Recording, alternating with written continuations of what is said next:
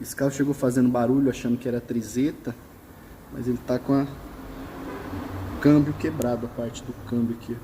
Os pedaços caiu dentro, tá fazendo barulho moendo dentro do câmbio. Ó, aqui a trizeta eu tirei, a trizeta tá boa, não tá estourada não. Mas tá o câmbio quebrado, aquela parte onde vai o encaixe, onde vai essa coifa aqui. E só que a coifa tá rasgada, então tem que trocar essa coifa com rolamento do lado do câmbio. E ali no câmbio é o seguinte, vai pôr a coifa nova, mas tá sujeita a ficar vazando um pouquinho na beirada ali do câmbio. E tem uns pedaços da carcaça do câmbio que quebrou que tava fazendo barulho lá dentro.